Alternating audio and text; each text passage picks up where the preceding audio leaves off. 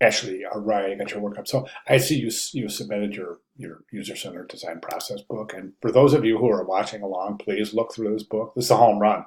It's fantastic work, actually, really, really great job. I got this grade in the return, so you want to definitely take a look at your grading notes there. But I just want to include that for those of you watching along. Definitely take a look at this if you would like to see an example of an extremely effective process book. Good job, Ashley. Let's go ahead and take a look at what you have for this work. Okay, so you have sketches, and basically I'm just kind of, I want to talk about the sketches a little bit. I think I have some great ideas here, really good ideas, but what I want you to do is I want you to concentrate on this. And if you've looked at some of the other videos in this thread, you'll see I'm really concentrating on the same thing. I'm not so much giving a personal critique for each of your ideas, but more kind of driving you to implement more creativity. And let me just set it up like this. So in human-centered design, I don't know if you had a chance to take a look at the field guide to human-centered design. That is available in the final project assignment page, but you definitely want to download this and read this. This really does a great job describing human-centered design as a process. And basically what we want to do is this, is we don't want to just we don't want to just design a vehicle configurator. What we want to do is we want to start, human-centered design dictates that we start every design solution with the identification of a problem. When we identify the problem, then we can start thinking about the solution. And you can see as already we're starting to think of solutions as a way of a bigger picture as opposed to just answering a simple design problem. Okay, so for example, in a regular design, in regular design we've learned so far, so okay, we're going to design this, we're going to create a target market. We're going to design based on the expectations and the needs of that target market. But now we're going to change a little bit. Human-centered design is a little bit different. We're not just going to design something. We are going to try to solve human problems. Okay, so the process would be this. So in this particular assignment, we're looking at this. So what's the problem?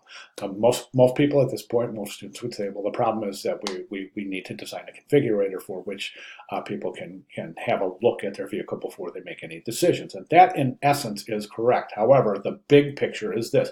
Human-centered design is this. We are looking at the problem. What is the problem? The problem is the way that the industry sells cars. So the purchaser's best interest is rarely ever considered, as dealerships just want to sell cars. They want to sell the most expensive car in the quickest way possible on to the next customer. So quite often the consumer's best interest is not considered in the process. So what we want to do is we want to use this opportunity to not just design a configurator, but really change the way that folks approach the car buying process. So in a big way, we can kind of eliminate the salesperson and just bring the salesperson out at the very end. So that way we're not getting pressured into making decisions for features we don't want or don't need. We can just basically go in here and configure the vehicle. Now at this point, human-centered design, my recommendation would be this. These are all great ideas. Please pursue any one you want.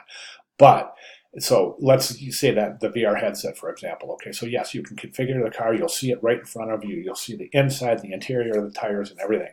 Let's take this a step further. Let's really start pushing our creativity here and create a driving simulator. Okay, so you have a configurator that connects to the interfaces with a driving simulator. You make all your choices: transmission, tires, blah blah blah, etc., color, everything. Then that sends that information to a simulator where all of that information is preloaded. So by the time you walk over to the simulator, you get in it. That's your car that you just picked. You can simulate weather conditions, road conditions, wet roads, bumpy roads, mountains, flat roads, rain. You can simulate different kind of tires, different transmissions. And then in that simulator, you can also add calculators, financial calculators, determining the percentage of your total income based on the amount you put down. Determine your resale value at 10 years with 100,000 miles or whatever. Detail, all sorts of different things. The point I'm trying to make is just really push your creativity. Talk to some people. Not only your group, but people outside your group, to ask them about what their negative experience is. And really try to incorporate everything into this. So we're not just designing a configurator. We are attempting to change the way folks buy cars. Okay, that's the big picture. That's human-centered design. That's where I want you and your team to concentrate. Okay, so at this point, just like I said, I didn't address these individually. I think they're great ideas, but I just want to drive this principle of human-centered design so that we can use that as a driving force for which we can base our foundation of continuing work in the project. Okay, so great start. Let me know if you have any questions, and let's just try to incorporate human-centered design as a way to answer human-centered problems as opposed to designing products or services. Okay, all right, any questions at all, please let me know. Thank you very much.